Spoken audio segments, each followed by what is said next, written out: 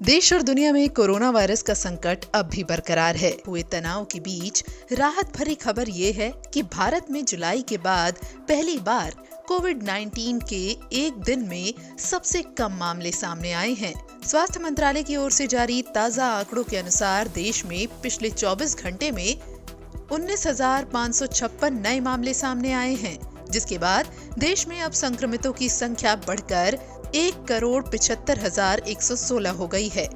इससे पहले 2 जुलाई 2020 को 20,000 से कम यानी 19,148 नए मामले सामने आए थे। वहीं पिछले 24 घंटे में 301 मरीजों की इस वायरस ने जान ले ली है और मृतकों की कुल संख्या बढ़कर 1,46,111 हो गई है। राहत की खबर कोरोना वायरस से ठीक होने वाले मरीजों की संख्या दे रही है। देश में पिछले 24 घंटे में 30,376 कोरोना वायरस के मरीज ठीक हुए हैं। इसके साथ ही देश में 96,36,487 कोरोना वायरस के मरीज रिकवर हो चुके हैं और रिकवरी रेट बढ़कर 95.64% हो गया है। वहीं दैनिक मामलों में गिरावट और रिकवरी में बढ़ोतरी से एक्टिव केस में कमी आ रही है। एक्टिव मरीजों की संख्या 3 लाख के आंकड़े के नीचे आ गई है। देश में इस वक्त 2,92,518 मरीज एक्टिव स्टेज में हैं। भारत की स्थिति भले ही सुधर रही हो, लेकिन इस बीच ब्रिटेन में मिले कोविड-19 के नए स्ट्रेन ने चिंता बढ़ा दी है। ब्रिटेन में कोरोना वायरस के नए स्ट्रेन के बीच सोमवार रात लंदन से एयर इंडिया की फ्लाइट से भारत आए 6 लोग कोरोना संक्रमित पाए गए हैं। हालांकि इस बात की जानकारी नहीं है कि पॉजिटिव पाए गए लोगों के जेनेटिक सीक्वेंस ब्रिटेन में फैल रहे कोरोना वायरस के नए स्ट्रेन से मेल खाते हैं या नहीं। एहतियात के तौर पर मंगलवार को यूनियन हेल्थ मिनिस्ट्री ने कोरोना वायरस के नए स्ट्रेन को लेकर SOP भी जारी कर दी है। स्वास्थ्य मंत्रालय ने सभी राज्यों को निर्देश दिए हैं कि ब्रिटेन से भारत जाने वाले सभी यात्रियों का एयरपोर्ट पर ही RT-PCR टेस्ट करवाया जाए। साथ ही 25 नवंबर से 23 दिसंबर के बीच UK से आने वाले सभी लोगों और उनके संपर्क में आने वाले लोगों का भी टेस्ट किया जाएगा। European centre for disease control के मुताबिक ये नया वायरस युवाओं के लिए ज्यादा घातक है। निर्देशों के तहत अगर कोई व्यक्ति टेस्ट में पॉजिटिव पाया जाता है तो उसका स्पाइक जीन आधारित RT-PCR परीक्षण भी किया जाएगा। दूसरी ओर दिल्ली सरकार ने किसी भी नए खतरे से बचने के लिए बीते 2 सप्ताह में यूनाइटेड किंगडम से दिल्ली आने वाले हर पैसेंजर का घर घर जाकर कोविड टेस्ट कराने का फैसला किया है। हालांकि स्वास्थ्य मंत्रालय की साप्ताहिक प्रेस वार्ता में नीति आयोग के सदस्य डॉक्टर VK पॉल का कहना है कि ब्रिटेन में दिख रहे कोरोना वायरस के नए स्ट्रेन जैसे मामले भारत में अब तक नहीं मिले हैं, लेकिन उन्होंने बताया कि वायरस का ये नया प्रकार लोगों को तेजी से संक्रमित करने वाला है। हालांकि ये लोगों को ज्यादा बीमार नहीं करेगा।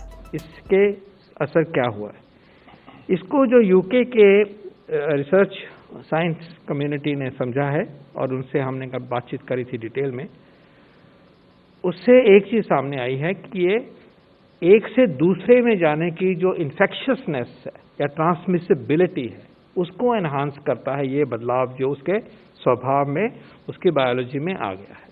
Transmissibility has increase, infectiousness has increase. जैसे मान के चलें कि UK का जो वायरस में आमतौर पे 1 से 1.5 को पकड़ रहा था, मतलब 2 वायरस से जो इन्फेक्ट हुए वो 3 तक पहुंचते थे लेके, उसकी टेंडेंसी में बढ़ोतरी होके वो मान लीजिए कि अब 1 जने से 2 की ट्रांसमिशन होनी शुरू होगी या 2.25 की होगी। ऐसा भी कहा जाता है कि 70% ट्रांसमिसिबिलिटी बढ़ गई है इन वायरसेस में। तो ये एक से दूसरे पे तेजी से आएंगे। आप इनको ये भी कह सकते हैं कि ये सुपर स्प्रेडर बन गया ये वायरस अपने तरीके से, एक तरह से। लेकिन जो और बातें सामने आई हैं उसमें कुछ महत्वपूर्ण बिंदु हैं। पहली बात, क्या जो व्यक्ति इससे इन्फेक्ट हुए उनमें बीमारी ज्यादा सीरियस हुई, सीवियर हुई? अभी तक जो दिखाई देता है उससे लगता है कि ऐसा नहीं है। This mutation is not affecting severity of disease as we understand today. Number 2, does it increase the chances of death in that country जहां से आया, क्योंकि वहीं का ही ये नॉलेज है अभी? The answer is no.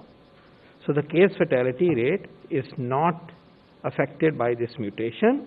Hospitalization is not affected by this mutation. Seriousness of the disease is not affected by this mutation. What is affected is tendency to infect more people. That by itself is cause for concern, क्योंकि एक virus कम लोगों को infect करने की ताकत रखता है तो पेंडेमिक में कंट्रोल रहता है।